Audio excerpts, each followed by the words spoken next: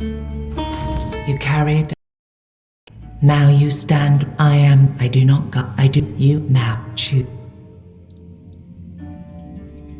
He shall find his way home. You will.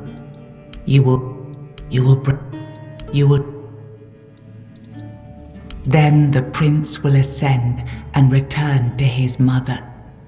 The heart shall cease its bleeding. Through his ascension, the weirdness will be tamed. No, I won't let this happen. Not again.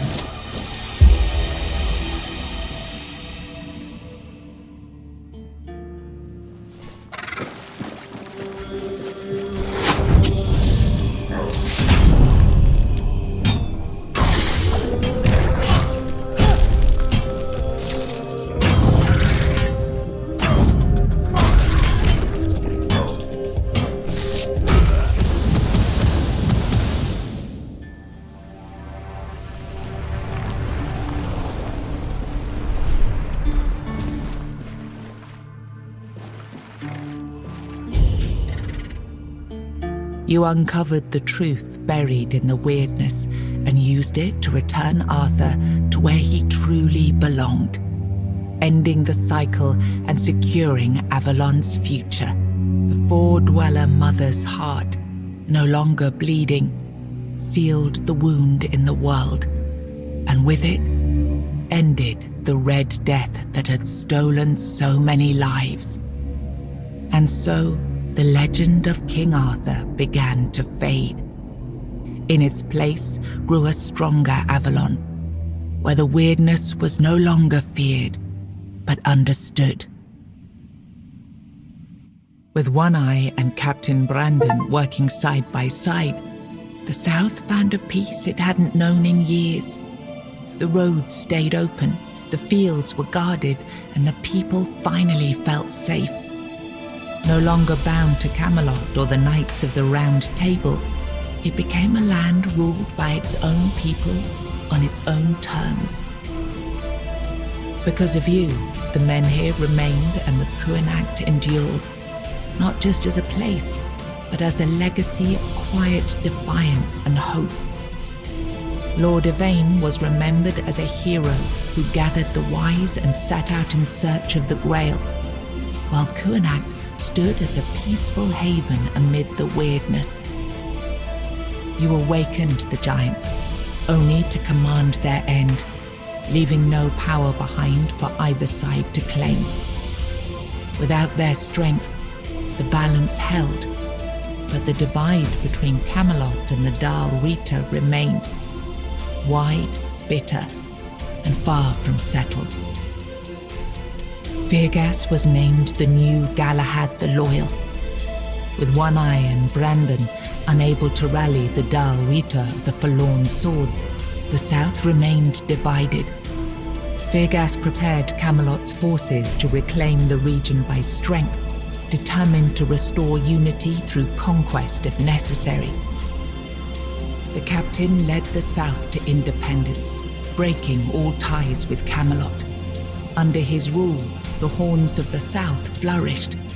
Merchants, pilgrims, and adventurers returned to the roads, and prosperity once again reached the far corners of the land. One Eye ruled the South with the Horns of the South at his side. The Dal Rita, the Forlorn Swords, remained divided, leaving the South strong but isolated. Without wider unity, his rule endured for a time. The future beyond his leadership remained uncertain. Nianta left Kuanacht with Yvain, and her fate remained unknown. Yet among the people she once served, tales of her devotion and courage endured, and her name was remembered with respect.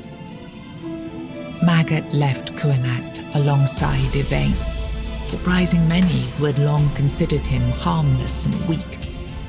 His fate remained unknown, but in time, the people spoke proudly of the last druid, claiming him as one of their own. Eufra left Kunacht alongside Yvain, despite concerns about his age.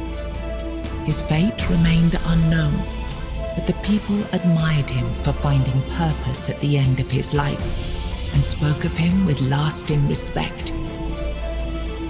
Ailey turned to the merchants for support, and for a time the hospital prospered. But when they began charging patients for care, she walked away and opened her own small practice, refusing to serve profit over healing. The Volker joined the rest of the Dal Rita without a matron and without Mathar's blessing. Even so, their warriors kept the ferocity they had once been famed for, tempered now by a clarity that left the other tribes uneasy. They were respected, but only barely. For what greater dishonor is there than turning one's back on the goddess who had made them what they were? Ingrid turned away from the eternal sleep, choosing life over dreams. In time, she began to rebuild the Thoid among the living, planting the first seeds of a new future for her scattered people. Under Stronar's leadership, the Ulfra found new strength. He rebuilt the tribe and reunited them with the rest of the Dal Rita, restoring their place among the tribes of the Forlorn Swords.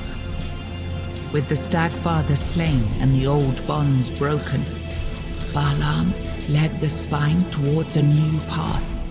He opened the tribe to the other clans of the Dal Rita and guided them to settle in the Mather mines. You accepted the mycelium's offer and let the spores consume Sagramor's body. Now the kingdom lies under fungal control, its people connected, obedient, and slowly fading into the roots that feed the spores.